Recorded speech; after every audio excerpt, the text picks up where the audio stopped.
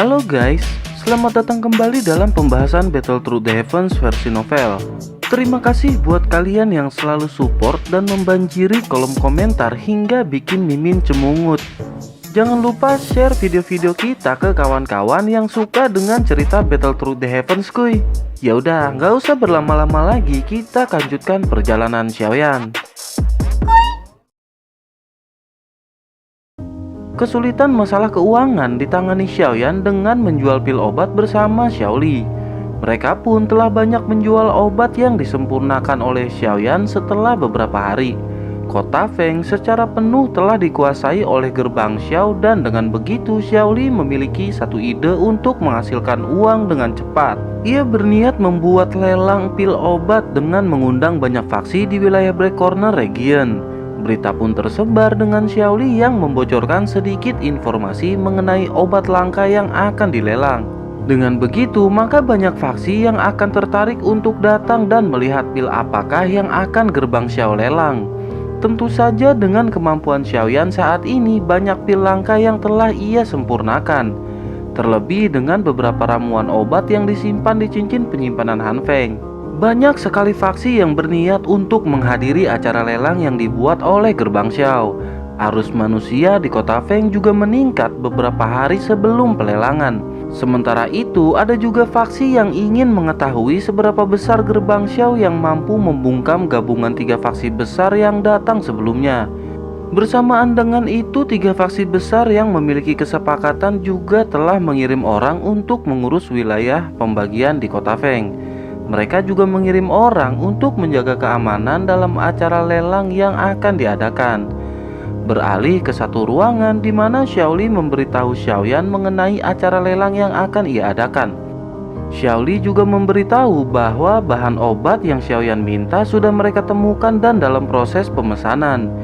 Ia menambahkan bahwa harga untuk bahan obat yang tergolong langka tersebut sangatlah mahal. Jika lelang berhasil, maka mereka tidak hanya mendapat bahan obat yang Xiaoyan inginkan, melainkan keuntungan yang besar untuk gerbang Xiao. Mendengar hal itu, Xiaoyan pun tersenyum dan berkata bahwa apa yang dilakukan Xiaoli sangat membantu Xiaoyan dan gerbang Xiao. Tak lama Xiaoli berkata bahwa akan ada permasalahan lain yang timbul ketika lelang berjalan. Xiaoyan mengerutkan alis dan bertanya masalah apakah yang Xiaoli maksud. Ia berkata bahwa mereka perlu meningkatkan keamanan ketika proses lelang berlangsung. Mengingat kekuatan besar yang dimiliki masing-masing dari fraksi yang hadir tidak menutup kemungkinan akan terjadinya kericuhan. Terlebih ini adalah wilayah kacau Black Corner dan hal semacam itu sudah sangat umum terjadi. Xiaoli menambahkan bahwa hal yang lebih ia khawatirkan adalah Golden Silver Brother yang juga akan hadir dalam proses lelang. Xiaoyan tersenyum lalu berkata untuk tidak perlu khawatir dan serahkan masalah itu kepada Xiaoyan. Tugas Xiaoli hanya menjalankan proses lelang hingga selesai. Singkat cerita, hari pelelangan pun tiba dan kerumunan orang telah memasuki ruangan pelelangan. Banyak faksi besar yang hadir, begitupun Golden Silver Brother yang telah duduk dan memejamkan mata. Tak lama gong pun berbunyi menandakan proses lelang akan segera dimulai. Xiaoli perlahan maju ke atas panggung dan memperkenalkan diri bahwa ia adalah koordinator dalam pelelangan. Ia meminta semua faksi yang berpartisipasi untuk tenang dalam lelang pertama yang dibuat gerbang Xiao.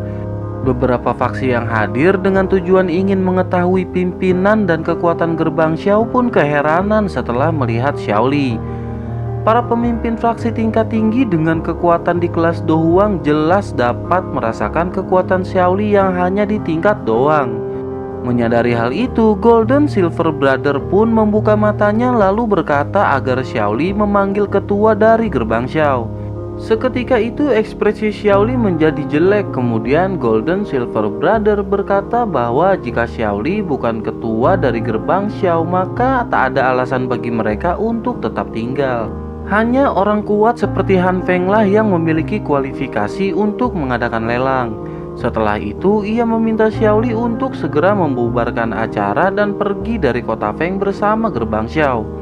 Xiaoli seketika emosi karena acaranya diacak-acak sama aki-aki, dan saat hendak membalas perkataan mereka, tiba-tiba suara tawa terdengar dan sosok manusia muncul sambil berkata bahwa Han Feng telah ia kalahkan. Dengan begitu, apakah tidak boleh mengambil hadiah kemenangan setelah membunuh Han Feng? Golden Silver Brother terkejut melihat kedatangan Xiaoyan yang ternyata adalah pemimpin gerbang Xiao. Dengan nada marah, mereka berkata bahwa Xiaoyan benar-benar tidak tahu diri. Setelah membunuh Han Feng, Xiaoyan masih berani merebut wilayah dari aliansi hitam. Menanggapi hal itu, Xiaoyan berkata bahwa Han Feng sudah mati dan aliansi hitam telah dibubarkan. Pemenang pertempuran akan menjadi raja, sementara yang kalah akan menjadi bandit. Golden Silver Brother makin dongkol dan berkata bahwa mereka tidak rela jika kota Feng diambil alih oleh orang yang telah membunuh pemimpin aliansi hitam.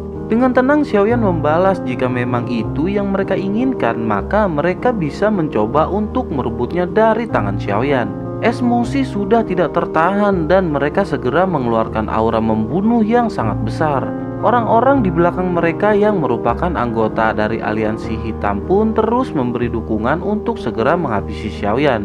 Di sisi lain, 3 ketua faksi yang hadir hanya terdiam menyadari sepertinya Golden Silver Brother kali ini sedang tidak beruntung karena melawan gerbang Xiao. Sementara itu, Xiaoli yang panik segera melambaikan tangan dan beberapa sosok hitam muncul dan bersiap untuk bertempur. Golden Silver Brother berkata bahwa kali ini mereka akan membalaskan dendam untuk kematian Han Feng. Xiaoyan tersenyum lalu berkata seperti meminta seseorang untuk membantu membuat mereka terdiam. Seketika secara perlahan muncul sosok wanita molek di samping Xiaoyan dengan aura kuat yang terpancar. Ruangan seketika hening bersamaan dengan munculnya wanita yang menjadi pusat perhatian. Golden Silver Brother terkejut dan menyadari bahwa itu adalah wanita yang telah menendang pinggang Han Feng hingga tewas. Keringat dingin mulai keluar bersamaan dengan pertanyaan yang muncul, mengapa wanita tersebut bisa berada di sana? Aura membunuh mereka pun seketika ciut sebelum akhirnya menghilang di bawah tatapan dingin Medusa. Tak lama, seorang di belakang mereka meminta Golden Silver Brother segera menghajar Xiaoyan, dan setelah itu ia akan mengumpulkan pasukan untuk menghabisi semua pasukan gerbang Xiao. Tak lama setelah perkataan itu terucap, kilatan cahaya melintas di depan Golden Silver Brother kemudian menghantam si pria hingga menabrak tembok. Sontak Golden Silver Brother berteriak tolol memarahi anggota yang berada di belakangnya. Ia menambahkan bahwa Han Feng telah mati di tangan ketua Xiaoyan, dan dengan begitu kota Feng secara otomatis menjadi hak dari gerbang Xiao. Mendengar hal itu, Xiaoyan merasa lucu dan menahan tawa melihat perubahan drastis yang ditampilkan oleh Golden Silver Brother di hadapannya. Para ahli dari banyak fraksi pun terdiam, begitu juga dengan 3 ketua yang bekerja sama dengan Xiaoyan. Di tengah-tengah keheningan, Xiaoyan berkata jika Golden Silver Brother telah melepaskan kota Feng, maka masalah hari ini dianggap sudah selesai. Golden Silver Brother hanya terdiam tak berdaya mendengar perkataan Xiaoyan. Kemudian Xiaoyan pun melanjutkan perkataannya bahwa saat ini yang paling penting adalah acara lelang yang akan dilanjutkan. Ia melirik ke arah Xiaoli yang mulai rileks, kemudian mempersilahkan Xiaoli untuk melanjutkan perlelangan. Sementara itu, Xiaoyan berjalan menuju ke belakang panggung dengan diikuti oleh Ratu Medusa. Pelelangan pun berjalan dengan dikeluarkannya pil obat yang pertama. Sementara itu, Xiaoyan berterima kasih kepada Medusa karena telah membantunya. Medusa masih dengan tatapan dingin dan mengalami perdebatan dalam kepalanya. Pengaruh piton membuat Medusa tidak mampu menolak semua yang diinginkan Xiaoyan. Saat yang bersamaan, Xiaoyan meminta Medusa untuk sesekali berhenti menggunakan tatapan dingin padanya. Xiaoyan tahu bahwa sikap Medusa yang mau membantunya adalah dorongan dari roh piton penelan surga. Setelah itu, Xiaoyan berbicara pelan dan bertanya, sesungguhnya tidak ada dendam dan permasalahan di antara mereka kan? Medusa menoleh dengan alis yang terangkat, merasa Xiaoyan ingin lepas dari tanggung jawabnya. Xiaoyan lanjut berkata bahwa mengenai kejadian di dalam magma adalah pengaruh dari Fallen Heart Flame. Xiaoyan tidak dapat mengendalikan tubuhnya karena pengaruh yang sangat kuat. Mendengar hal itu, Medusa makin kesal dan berkata jika saja Xiaoyan tidak membawa piton penelan surga ketika Medusa berevolusi, maka hal ini tak akan terjadi. Terlebih secara tidak langsung, Ratu Medusa dan piton penelan surga adalah satu sosok yang sama. Xiaoyan masih tak ingin disalahkan, kemudian berkata bahwa ia juga tidak tahu jika piton penelan surga adalah bentuk evolusi dari Ratu Medusa. Xiaoyan menganggap bahwa piton penelan surga itu seperti leluhurnya sendiri, bahkan ia memberikan cairan kristal ungu untuk si piton. Saking Xiaoyan memikirkan si piton, ia bahkan tidak menggunakan cairan kristal ungu sama sekali karena itu adalah makanan dari si piton. Mendengar hal itu, ekspresi Medusa agak berubah sedikit karena menyadari Xiaoyan yang memang sering memberikan cairan tersebut. Medusa pun terdiam hingga tak lama ia teringat sesuatu. Medusa berkata bahwa jika seorang dari ras manusia ular telah digoyang paksa, maka ia harus membalas dengan membawa kepala orang tersebut. Setelah itu, kepala akan dimasukkan ke satu tempat dan meninggalkannya di sana. Xiaoyan terkejut dan menjadi tegang ketika mendengar perkataan Medusa. Ia berpikir apakah Medusa benar-benar berniat untuk membawa kepalanya. Setelah itu, Medusa berkata agar sebaiknya Xiaoyan memberikan pil pemulihan jiwa pada Medusa setelah 1 tahun perjanjian. Pada saatnya perjanjian berakhir, Medusa akan menyelesaikan semuanya walaupun Xiaoyan tidak memberikan pil tersebut. Dengan kata lain, ngasih nggak ngasih, Xiaoyan tetap mati. Bersamaan dengan itu, Medusa pun menghilang meninggalkan Xiaoyan yang merasa sangat kepusingan. Pelelangan berjalan lancar dan tertib hingga malam hari tiba. Tentu saja setelah menampilkan kekuatan dahsyat dari gerbang Xiao, maka tak akan ada lagi fraksi blow-on yang mau mencari masalah.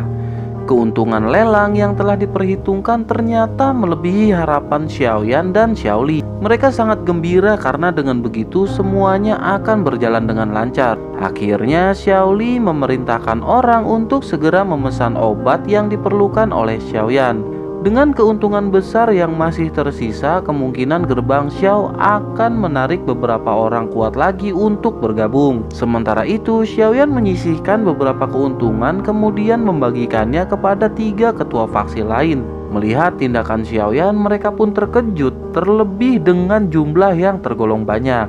Xiaoyan jelas menyadari untuk membuat mereka tetap bertahan, salah satunya adalah dengan cara tersebut. Memberi lebih daripada apa yang mereka inginkan akan menaikkan tingkat kesetiaan dari orang-orang wilayah Black Corner Region. Di sisi lain, Xiaoyan benar-benar sangat bahagia karena tak lama ia akan mampu membangkitkan Yao Lao dari proses tidurnya. Setelah Yao Lao terbangun, maka hari ia kembali ke Kaisaran Jiama pun telah dekat.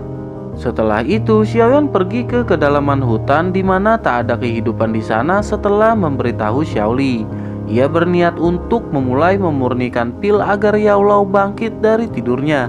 Setelah menemukan tempat yang cocok, akhirnya Xiaoyan pun bersiap dan mengeluarkan kuali. Ia menenangkan diri sejenak sebelum akhirnya bahan-bahan obat dikeluarkan dari cincin penyimpanannya. Dengan jentikan jari, api hijau gelap keluar melesat menuju kuali. Bahan obat pertama pun dimasukkan tak lama setelah suhu yang diinginkan telah tercapai. Terjadi semacam perlawanan dari obat, namun Xiaoyan tidak terkejut karena bahan obat langka memang memiliki semacam naluri untuk bertahan. Proses penyempurnaan berlangsung sangat lama mengingat bahan obat yang memiliki daya tahan dan kekerasan yang sangat kuat. Tak terasa 1 bulan lebih telah berlangsung hingga akhirnya semua bahan obat telah berubah menjadi cair. Kelelahan akibat konsumsi spiritual jelas terjadi dan Xiaoyan pun beristri jahat selama 10 menit. Setelah itu Xiaoyan menatap cincin hitam kuno lalu melepaskannya. Dengan hati-hati Xiaoyan melemparkan cincin ke dalam kuali yang berisi bermacam warna cairan obat. Terjadi daya tolak ketika cincin masuk dan hal itu membuat Xiaoyan tercengang. Ia tak menyangka bahwa cincin Yao Lao juga memiliki pertahanan terhadap tekanan. Tak lama cincin pun dilapisi oleh cairan warna-warni tanpa penolakan setelah mendeteksi bahwa itu adalah cairan spiritual untuk memulihkan roh. Semakin lama cairan memudar dan menimbulkan uap yang membuat Xiaoyan merasa gembira. Akhirnya setelah tertidur selama 2 tahun, kebangkitan Yao Lao sudah berada di depan mata. Proses membangunkan Yao Lao dari tidurnya berjalan dengan sangat lambat dan menguras banyak tenaga. Xiaoyan terus mengalirkan doki dan api hijau gelap ke dalam kuali dengan cincin hitam di dalamnya. Tanpa terasa, sudah 2 bulan berlalu dengan cairan yang mengecil menjadi seukuran jempol. Di sisi lain, Medusa yang duduk di satu tebing membuka mata dan bergumam bahwa sudah 2 bulan Xiaoyan berusaha. Tanpa sadar, perkataan tersebut tertangkap kekuatan spiritual Xiaoyan dan melintas di telinganya. Xiaoyan segera berbalik dan menatap ke arah Medusa dengan senyum hangat. Ia menggoda Medusa dengan bertanya apakah Medusa khawatir mengenai keadaan Xiaoyan. Medusa berkata bahwa ia khawatir takkan mendapatkan pil pemulihan jiwa jika Xiaoyan mati. Xiaoyan tersenyum dan kembali fokus mengalirkan api ke dalam kuali. Xiaoyan mungkin dapat menahan kelelahan mengalirkan doki dalam waktu 1 bulan. Namun kali ini sungguh tak terduga Xiaoyan sanggup bertahan selama 2 bulan duduk di depan kuali. Jika doki dalam tubuh Xiaoyan benar-benar habis, maka itu akan menjadi hal yang sangat buruk bagi Xiaoyan. Tak lama apa yang dikhawatirkan Medusa pun mulai terjadi dengan Xiaoyan yang terlihat tak seimbang. Pandangannya mulai kabur karena kelelahan yang terakumulasi dalam waktu 2 bulan. Namun ia masih berusaha mengingat cairan yang sedikit lagi benar-benar terserap ke dalam cincin hitam. Tak mungkin bagi Xiaoyan untuk menyerah pada saat-saat terakhir. Hingga tak lama ia benar-benar memeras doki dari jalur mantra api dan mengalirkannya ke dalam kuali. Akhirnya pandangan Xiaoyan berubah menjadi gelap total dengan tubuh lemah yang mulai terjatuh. Medusa melihat Xiaoyan yang terjatuh dan berguling-guling menuju jurang yang curam kemudian bergerak. Namun tiba-tiba Medusa berkata untuk apa ia menyelamatkan Xiaoyan. Pergolakan dalam jiwanya kembali terjadi hingga akhirnya ia tak bisa melawan dan segera terbang ke arah Xiaoyan. Tubuhnya tepat berada di atas Xiaoyan dan menatap wajah pucat tak berdaya. Setelah mengalami pergolakan sekali lagi, Medusa pun memutuskan untuk menyelamatkan Xiaoyan. Setelah meraih jubah hitam Xiaoyan, Medusa berbalik dan menghantam kilatan lain kemudian segera menghindar. Medusa berdiri di langit dan tak lama tubuh Xiaoyan yang lemah seperti ditarik dan ditangkap satu sosok. Medusa pun segera bertanya siapakah sosok tersebut. Suara tawa terdengar dilanjutkan dengan berkata bahwa ia takkan membiarkan Medusa mengambil nyawa dari muridnya. Seketika Medusa terkejut melihat Yao Lao yang telah bangkit dari tidur panjangnya. Yao Lao menatap Medusa dan berkata sungguh tak terduga Medusa telah berhasil bergabung dengan piton penelan surga. Medusa membalas dengan berkata ia juga tak menduga setelah tidur panjangnya kekuatan Yao Lao telah meningkat pesat. Medusa menyadari setelah benturan terakhir kekuatan Yao Lao memang jauh dari yang sebelumnya. Bahkan setelah bergabung dengan piton penelan surga, Medusa tidak yakin dapat mengalahkan Yao Lao jika mereka bertempur. Setelah itu Yao Lao menanyakan mengapa Medusa masih berada di sekitar Xiaoyan. Yao Lao jelas tahu konflik sebelumnya yang menyebabkan Medusa sangat ingin membunuh Xiaoyan. Medusa dengan nada sinis berkata bahwa apa urusan Yao Lao jika Medusa masih berada di sekitar Xiaoyan. Terlebih Yao Lao juga bisa disebut memiliki kontribusi atas semua yang dilakukan Xiaoyan. Dengan begitu, secara tidak langsung Medusa memiliki permasalahan dengan Yao Lao. Menanggapi hal itu, Yao Lao tersenyum dan berkata jika terjadi permasalahan di antara mereka, maka dapat diselesaikan di lain waktu. Saat ini prioritas utama Yao Lao adalah membangunkan Xiaoyan yang sedang pingsan. Setelah itu, Yao Lao berbalik ke arah kuali obat dan melambaikan tangannya. Seketika kuali obat terbang ke hadapannya dan membuat Yao Lao terkejut. Ia menyadari bahwa kuali tersebut bernama 10.000 binatang dan merupakan kuali yang berada di peringkat surgawi. Setelah itu Yao Lao melirik cincin penyimpanan Xiaoyan untuk menyimpan kuali. Lagi-lagi Yao Lao kaget melihat cincin tingkat tinggi dengan jejak spiritual yang berada di jari Xiaoyan. Ia berkata tampaknya selama 2 tahun hidup Xiaoyan telah mengalami banyak peningkatan. Yao Lao tidak memaksa Kuali untuk masuk dan membiarkannya melayang di samping. Akhirnya Yao Lao pun pergi membawa Xiaoyan menuju ke puncak gunung. Melihat hal itu, Medusa secara diam-diam mengikuti kemana arah Yao Lao pergi. Di satu puncak gunung yang terhalang pepohonan, Yao Lao membaringkan Xiaoyan. Ia pun memasukkan paksa pil obat ke dalam mulutnya. Di sisi lain, Medusa berdiri tak jauh dari sana dan memperhatikan Xiaoyan yang mulai membaik. Tak lama, Xiaoyan pun membuka mata dan melihat senyum di wajah tua yang sudah lama tidak ia lihat. Dengan kegembiraan yang tak bisa terungkap, Xiaoyan berkata sudah 2 tahun tidak bertemu, sepertinya guru menjadi semakin kuat. Yao Lao tersenyum, kemudian Xiaoyan melirik ke arah Medusa dan berterima kasih atas pertolongannya. Dalam pingsannya, Xiaoyan samar-samar dapat merasakan ketika Medusa berusaha untuk menolongnya saat ia terjatuh. Menanggapi hal itu, Medusa berkata bahwa Yao Lao lah yang telah menolong Xiaoyan. Medusa lanjut berkata bahwa ia hanya memantau karena ia tidak ingin kehilangan pil yang dijanjikan oleh Xiaoyan. Setelah itu, Yao Lao berkata sepertinya selama 2 tahun perkembangan Xiaoyan telah meningkat jauh, kemudian menanyakan mengenai Fallen Heart Flame. Xiaoyan tersenyum dan berkata bahwa ia telah berhasil menyempurnakan Fallen Heart Flame. Sekali lagi Yao Lao tersenyum, kemudian Xiaoyan lanjut berkata bahwa ia telah membunuh pengkhianat yang menjadi duri di hati Yao Lao. Ekspresi Yao Lao tidak diragukan lagi, dipenuhi dengan kepuasan dan rasa lega setelah mendengar kabar tersebut. Senyum mendadak hilang ketika Xiaoyan menjelaskan bahwa Hall of Soul telah muncul dan menghisap roh dari Han Feng. Yao Lao terdiam merenung dan ekspresinya menjadi serius, memikirkan sesuatu yang sepertinya sangat bahaya. Xiaoyan pun segera menanyakan apakah akan ada permasalahan yang timbul. Yao Lao menggelengkan kepala dan berkata bahwa sepertinya Han Feng tidak seutuhnya mati.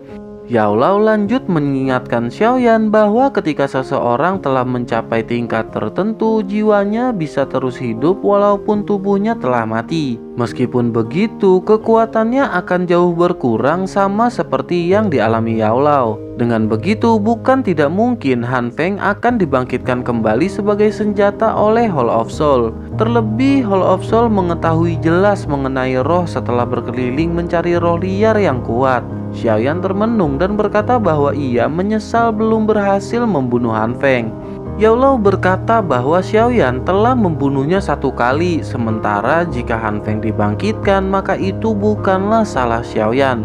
Ia lanjut berkata sepertinya ada hal yang harus dibahas dan direncanakan sebelum mereka kembali kepada Xiaoyan. Xiaoyan pun mengangguk dan berkata bahwa sepertinya kehilangan ayah Xiaoyan ada kaitannya dengan Hall of Soul. Tak lama kemudian, Yao Lao melirik ke arah Medusa dan memintanya menjauh karena ada hal yang ingin mereka bahas berdua. Medusa pun tanpa ekspresi segera menghilang dari pandangan Yao Lao dan Xiaoyan. Setelah Medusa pergi, Yao Lao berkata bahwa kekuatan Medusa semakin meningkat setelah bergabung dengan Piton Penelan Surga. Bahkan dengan kekuatan Yao Lao saat ini, ia khawatir untuk bisa menang melawannya, kemudian meminta Xiaoyan untuk berhati-hati. Xiaoyan tersenyum kemudian berkata agar Yao Lao tak perlu khawatir mengenai Ratu Medusa.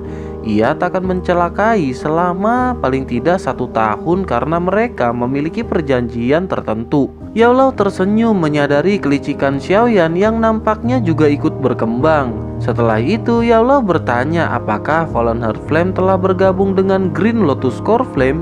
Xiaoyan menggunakan tenaga yang tersisa untuk menjentikan jarinya dan tak lama api hijau gelap kecil keluar.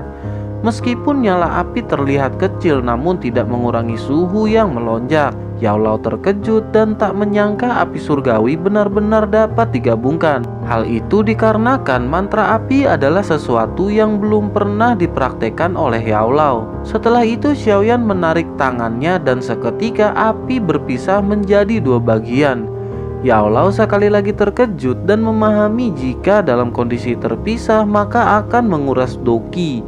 Namun memiliki keuntungan dapat digunakan untuk tujuan yang berbeda sesuai keinginan penggunanya. Jika kedua api digabungkan, maka kekuatannya akan sangat menakutkan. Kemudian Xiaoyan bertanya apakah api tersebut masuk ke peringkat api surgawi. Yao Lao berkata bahwa api surgawi yang ada di dalam peringkat api surgawi sangatlah langka keberadaannya dan Yao Lao belum pernah melihat semuanya. Dengan begitu ia juga tidak dapat mengidentifikasi Glades Lotus Heart Flame milik Xiaoyan. Namun menurut perkiraan Yao Lao, api tersebut sepertinya tidak lebih rendah dari Bonciling Flame miliknya.